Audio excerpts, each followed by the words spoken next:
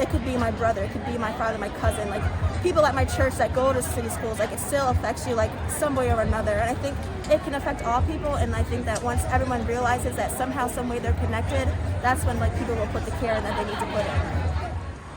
Do you understand what that means? Do you understand what that means?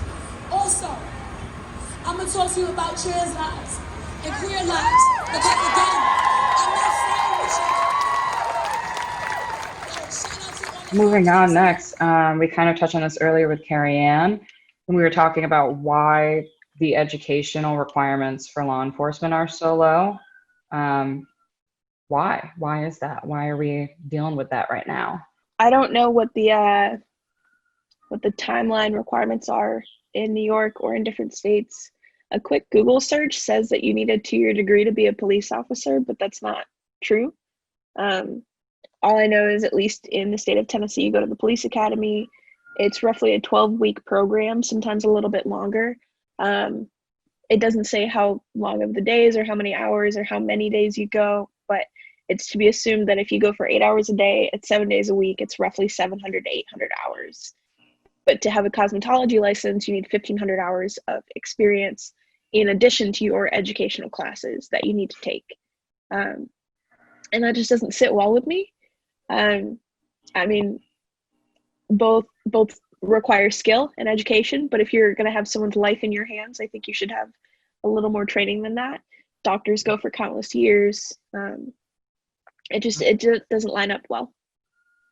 Yeah, and then I think that something else that I think is really important to note too is this isn't just for, I mean, it is for the safety of citizens as well, but it's also for the safety of police officers. And I think that's something that gets lost in translation, because a lot of people think that it's us versus them. It's not. It's everybody versus racist, and it's everybody versus these systemic systems of oppression, right? And so this education that we're asking for, that we're calling for, that we're saying is way too low right now. There's probably a bunch of studies and statistics that explain why it is the way it is. I do not personally know them.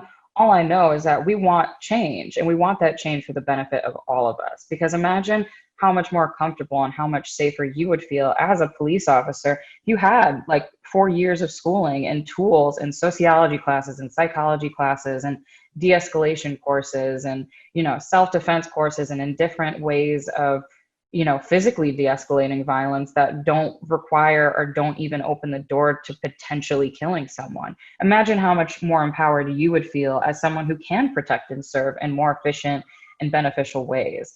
So I think that that's an important thing to point out too. This is also for the protection of law enforcement. We're not writing off all law enforcement all the time. We need to be better protected by you. And the best way for that is if you get more educated.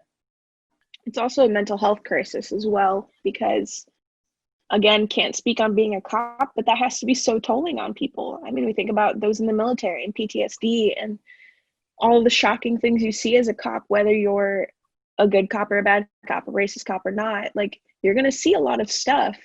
And I was having a discussion with some other people, and we were talking about, should you be required to recertify as a cop every so many years? Should you have to retake courses as life goes on and society changes? Like, when you get that pre-becoming a cop education, like, yeah, you should probably take a sociology class. You take law and society courses. You should figure out how the community works that you're going to be working in, or just communities as a whole.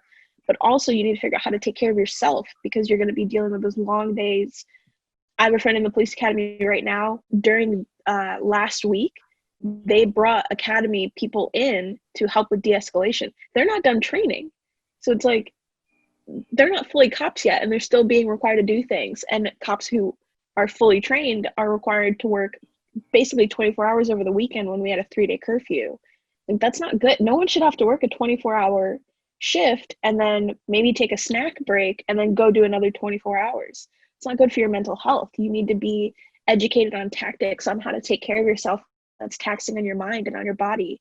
And then also every couple of years, maybe you need to reapply, because these cops that have been around for decades and decades, like, life has changed significantly. Mm-hmm. And it's just, they're using old tactics. It's still going. There's no change if we don't make a change. Yeah. A direct comparison too, I was a lifeguard you have to recertify for your CPR license every year. You have to recertify for your lifeguard license every other year.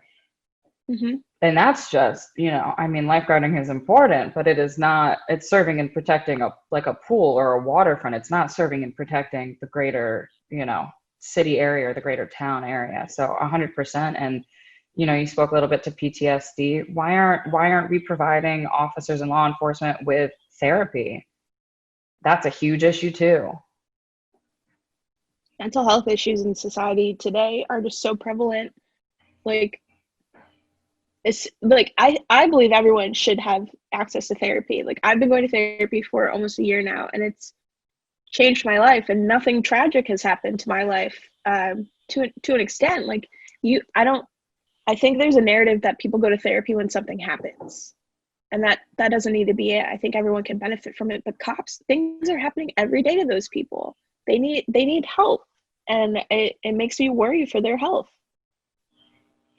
Yeah, absolutely. And just kind of go back to what Jay was saying about, this forum is not, we're not anti-police. We don't hate the police. And I really want to make that clear. There's a lot of people I love who are officers. My son says that he wants to be a police officer. So it's like, this has nothing to do with anti-police. It's anti-racism and just kind of what we've seen over the course of years and years of hatred for Black people that just continues on. But I don't know if this to be true or why this might be why a high school diploma is only required. But it's a tough job. So maybe they're not getting the numbers that they need to fulfill or fill these positions, and I guess maybe that's the only way to get people to buy in to do the job. I mean, crime is, let's face it, crime is happening still. It's at an all-time high maybe, and to get people to want to risk their lives for that may be a hard sell. I can imagine that being a hard sell. So I don't know, maybe just the requirement a little less in order to get more people to buy into what they're trying to accomplish. I don't know. It's also, 100%. And then it's interesting too, because like this is again going back to how this is a systemic issue, because the truth is, if we make higher education more affordable and more accessible, it opens that door so much, because then if you're able to get a higher education and not be worried about being in debt to loaners, in debt to your school for 30, 40, 50 years in the future, you're probably you're that much more likely to go and get that higher education and to take that extra step yourself without it even being required. So I think that's a great point too. It brings it back to being collective and about all of these issues, not just one. Well, thank you, everybody. And next on Are You Listening? Politics, Changing the Culture, and Amplifying Black Voices.